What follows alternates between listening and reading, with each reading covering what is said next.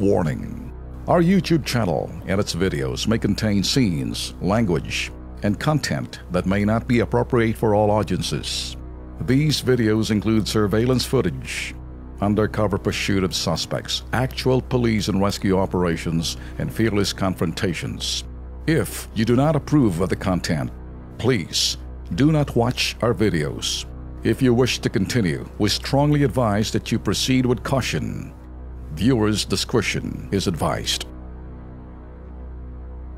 Pasaway na pedestrian sa mga lansangan po sa Metro Manila. Gaya na lamang po na nasa poll ng aming kamera dyan po sa lungsod ng Marikina. Kung ano po ito, panoorin po natin.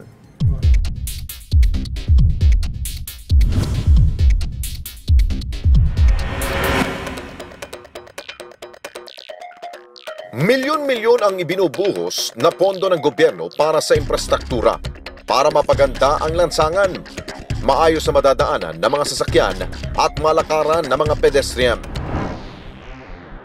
Sa panulukan ng Hill Fernando Avenue at Sumulong Highway sa lungsod ng Marikina, nagpatayo at ginastusan ng pamahalaan ang mga footbridge na ito upang ligtas na makatawid ang mga pedestrian. Naglagay pa ng mga sealed barriers o railings at pascale na nagbabawal sa pagtawid para maiwasan ang aksidente.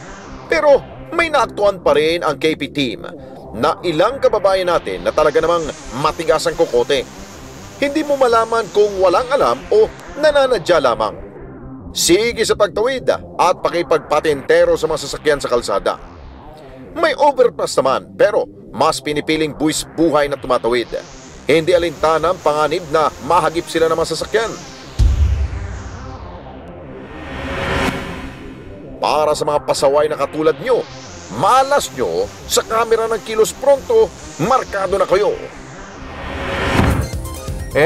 Siguro ho, guilty po ang ilan po natin mga kababayan po dyan, no? Imbis na pumunta ho sa mga tinatawag ho nating ginagawa pong walkway, doon pa ho tayo talaga sa kalsada ho dumadaan. Ano man lang ho yung bigyan natin ng pagkakataon po yung proyekto ng ating pong gobyerno. Sayang po yan kung hindi po nyo gagamitin. Magiging white elephant po yan.